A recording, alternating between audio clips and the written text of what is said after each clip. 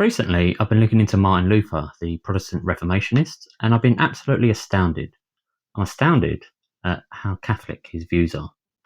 And what I mean by this is when you read his 95 Theses, right, this makes me think Protestants don't read this.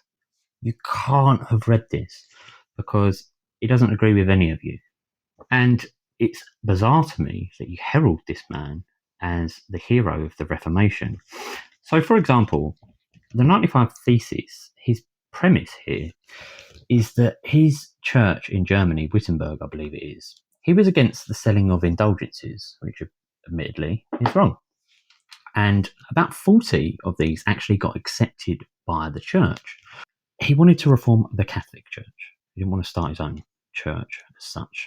Now, there's some very interesting things in here because if you actually read it, he talks an awful lot about purgatory. He definitely believes in the concept of purgatory. He also believes in the sacrament of confession and penance.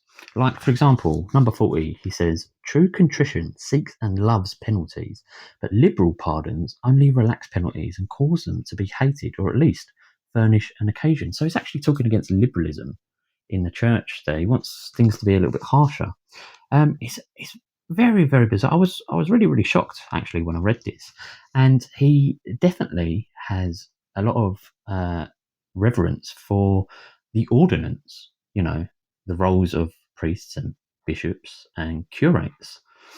And for example, number 71, he says, he who speaks against the truth of apostolic pardons, let him be anathema, let him be accursed.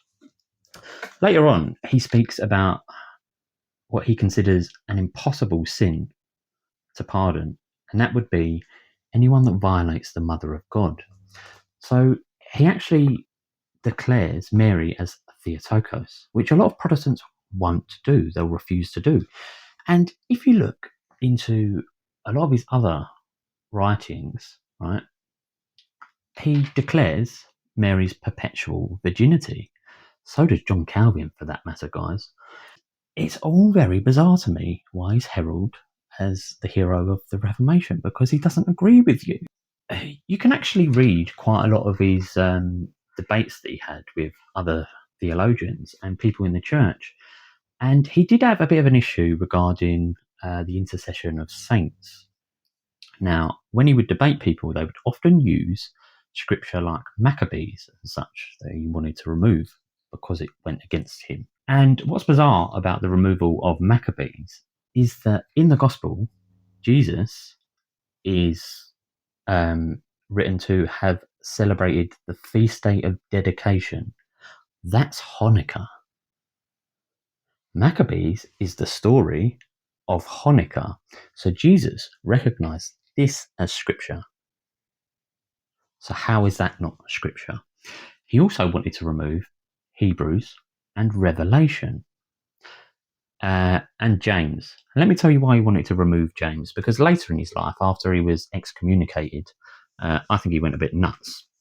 But this is where he started rolling with the concept of sola fide, faith alone. Well, I can find faith alone in the Bible, and it's in James chapter 2, verse 24, where it says, you see that a person is justified by works and not by faith alone.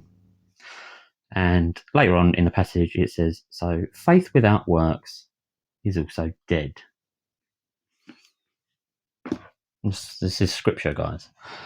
And it's bizarre to me that people herald this man as, you know, their hero for Protestantism, because he doesn't agree with you. Certainly not on the way you all talk about Mary.